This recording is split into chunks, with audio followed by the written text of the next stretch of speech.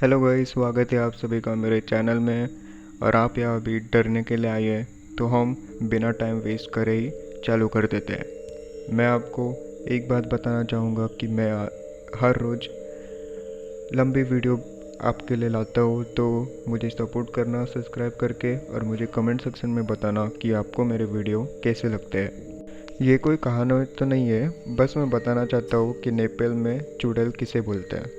हमारे यहाँ इनको किचकरनी या फिर किचकरनी नाम से बुलाया जाता है। हमारे यहाँ लोग मानते हैं कि जब कोई लड़की कम उम्र में अकाल मौत मर जाती है और उसकी सारी ख्वाहिशें अधूरी रह जाती है, तो वो आकर जाके एक टिचकरनी बन जाती है। या फिर कोई ऐसी औरत जो फिर फांसी खाकर या फिर नदी में डूबकर या जलकर मरी हो, वो भी किचकरनी बन जाती है। इस तरह की चुड़ैलों को यानी किचकरनिया के किस्से नेपाल में बहुत फेमस है।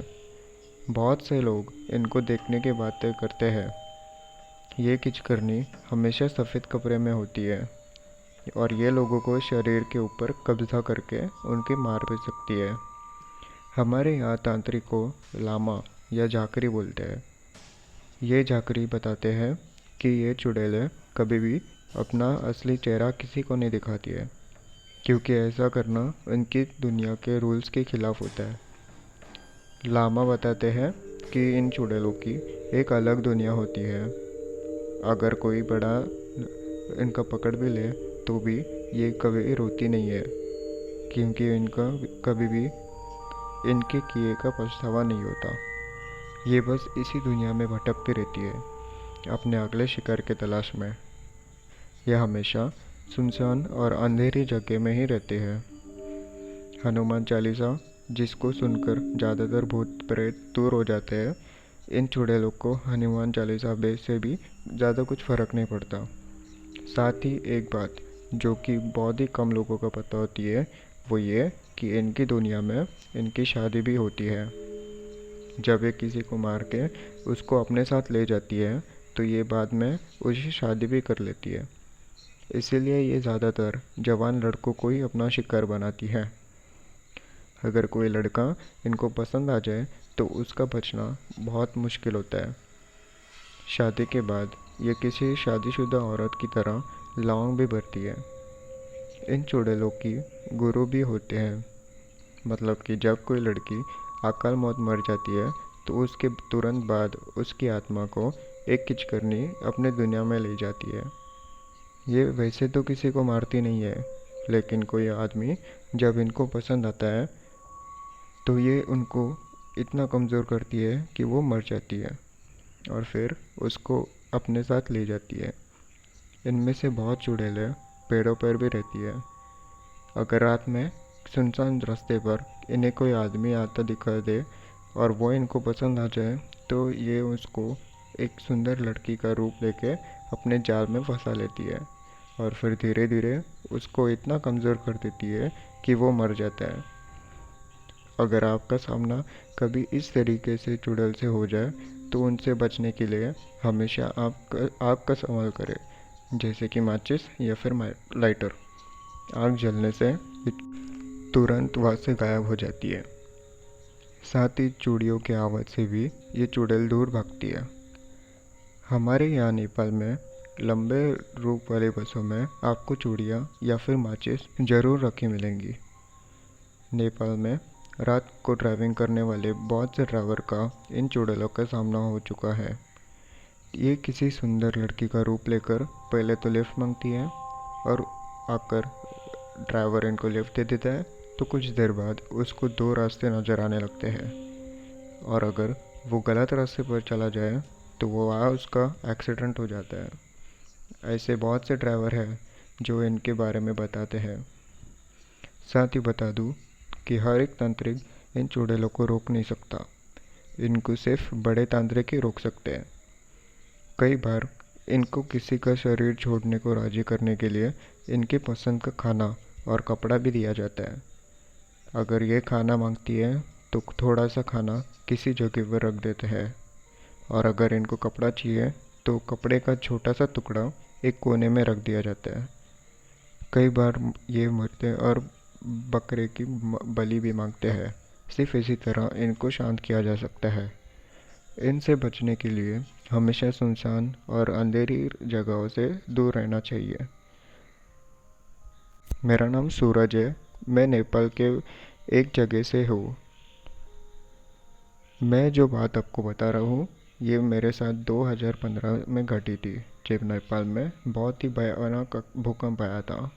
उस भूकंप के बाद अगले एक हफ्ते तक हमारे पूरे इलाके में लाइट नहीं थी।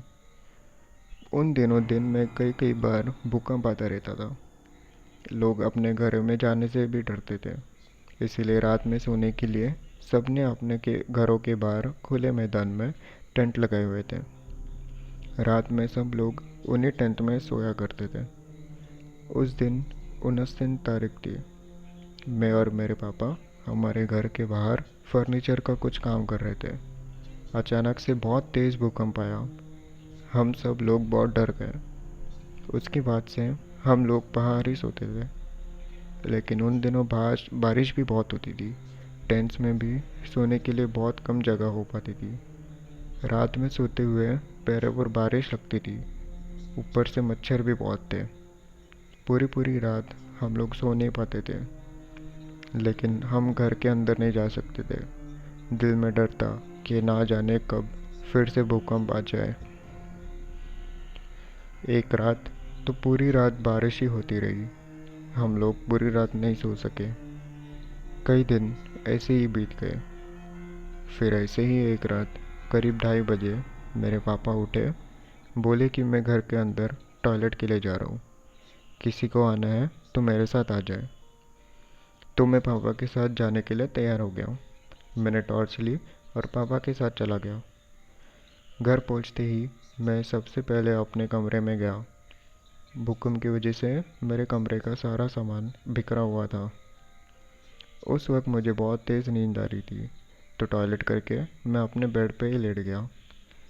फिर पापा मेरे पास आए, बोले कि मैं टेंट में जा रहा हूँ, आ जाओ। लेकिन उस टेंट में बिल्कुल भी जगह नहीं थी। मैंने पापा से कहा कि मैं यहीं सोऊंगा। पापा ने बोला भी कि यहाँ अकेले मत रुको, मेरे साथ चलो। लेकिन मैं नहीं माना। साथ ही हमारे आसपास के भी जितने भी घर थे वो सब खाली थे।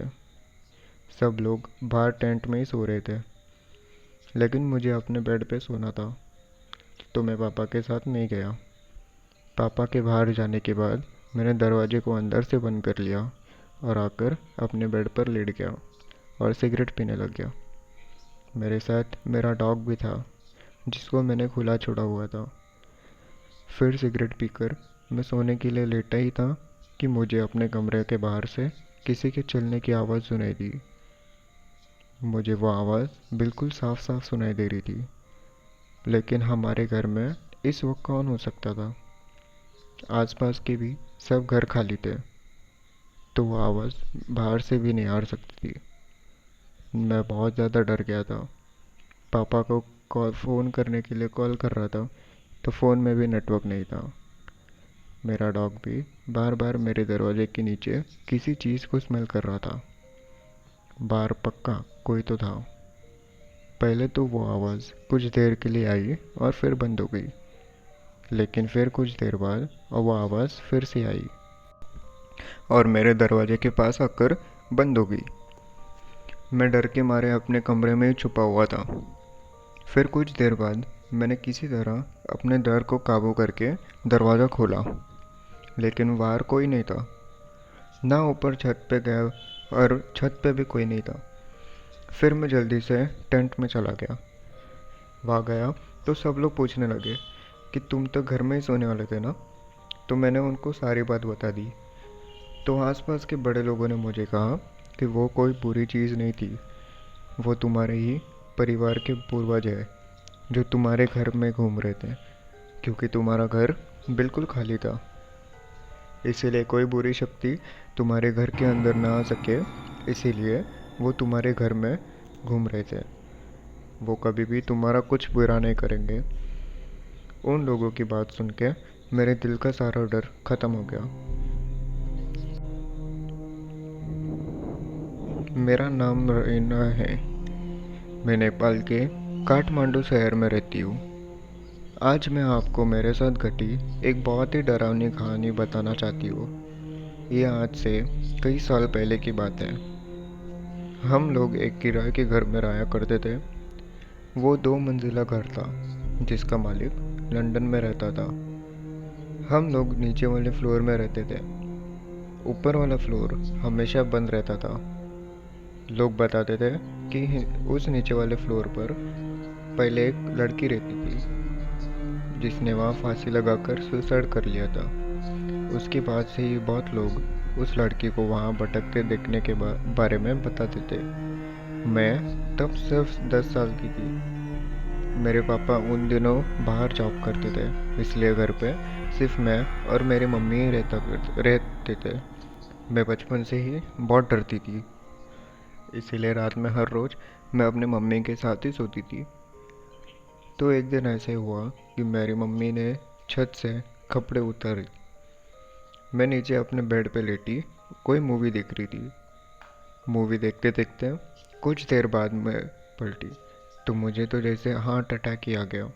मैंने देखा कि मेरे बेड की मच्छरदानी जो कि साइड में टंग गई थी वो बिल्कुल मेरे साथ में पड़ी थी, और उसके ऊपर ऐसे शेप बनी थी जैसे कि उसके ऊपर कोई बैठा हो रहा।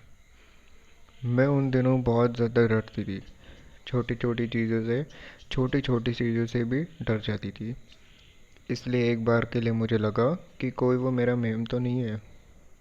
लेकिन फिर वो जो कुछ भी था धीरे धीरे मेरे पास आने लगा। मच्छरदानी को खोलते ही मैं साफ देख रही थी। मेरे डर के मारे अपने आंखें बंद कर ली। फिर 2 मिनट बाद मैंने अपनी आंख खोली तो वो भयानक भयानक चेहरा बिल्कुल मेरे आंखों के सामने था। वो किसी लड़की का चेहरा था जिसके बाद काले और जले हुए लग रहे थे। वो मुझे देखकर हंस रही थी, जैसे कि मुझे डरा हुआ देखने में उसको मज़ा आ रहा था। वो धीरे धीरे कुछ बोल भी रही थी। उस वक्त मुझे कैसा महसूस हो रहा था ये मैं किसी को नहीं बता सकती। वो 15 सेकंड तक उस मच्छरदानी के अंदर बैठी मुझे घूरती रही। फिर जब आँख खुली तो मेरी मम्मी मेरे पास बैठी रो रही थी। मेरे पड़ोस में रहने वाली एक आंटी, एक भैया मेरे साथ ही खड़े थे। मैंने मम्मी को सारी बात बता दी। फिर उसके बाद 7 दिनों के अंदर ही हमने वो घर खाली कर दिया। लेकिन वहाँ से जाते जाते भी मैंने जो देखा उसको याद करते ही आज भी मेरे रोंगटे खड़े हो जाते हैं। वहाँ से जाते हुए मैंने कार के साइड व्यू मिरर से देखा कि उस घर के खिड़की पर कुछ लटक रहा था। तो मैंने पीछे पलट के देखा तो वो वही लड़की थी जो उस रात मैंने मच्छरदानी में देखी थी। वो खिड़की में लड़की मुझे हाथ हिलाकर बाय कर रही थी। आज मैं 18 साल की हो चुकी हूँ, लेकिन उस रात उस लड़की का वो चेहरा याद करके मैं आज भी बहुत डरती हूँ।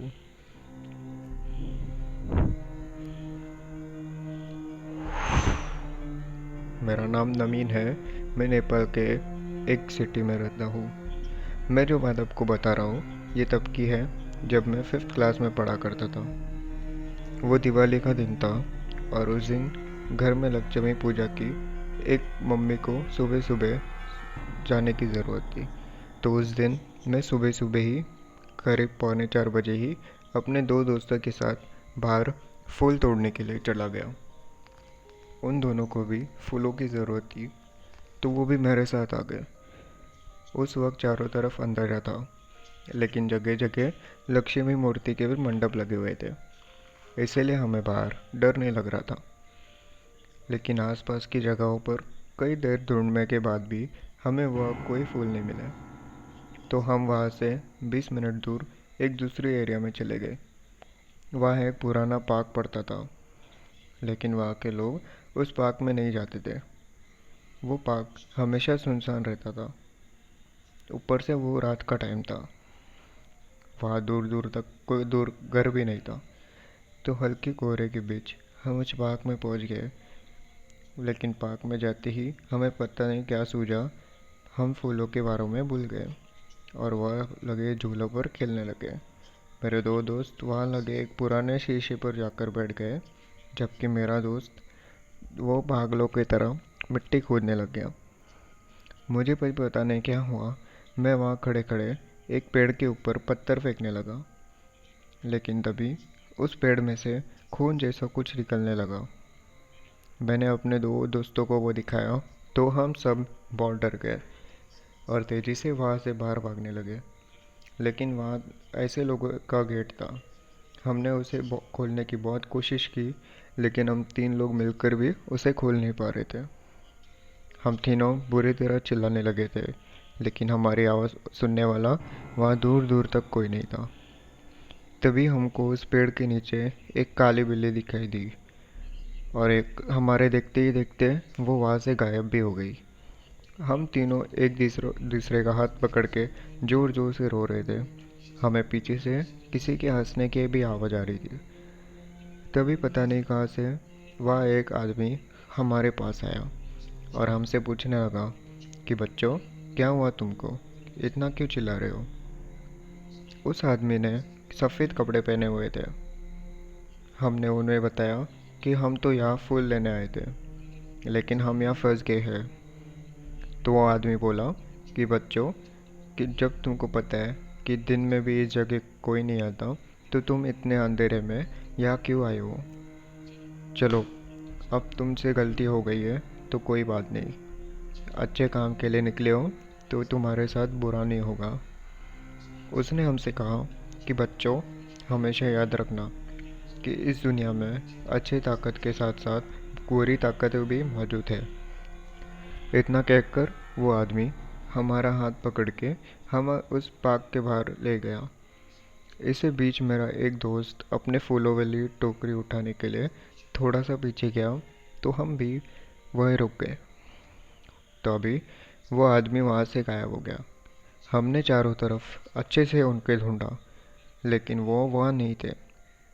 हमें पक्का यकीन थे कि वो कोई अच्छी शक्ति थी जो वहाँ हमारी मदद के लिए ही आए थे। तो इसी के साथ दोस्तों, आज की वीडियो मैं यही एंड करूँगा। ये आज की 4 डरावनी कहानी नेपाल के रिलेटेड थे। अगर आपको ऐसे और स्टोरी सुनना है तो प्लीज़ मेरे चैनल को सब्सक्राइब कर देना। मेरा गोल है 100 सब्सक्राइबर्स इस मंथ के एंड तक, तो उम्मीद करता हूँ कि आप मुझे वहाँ पे पहुँचा दो। तो हम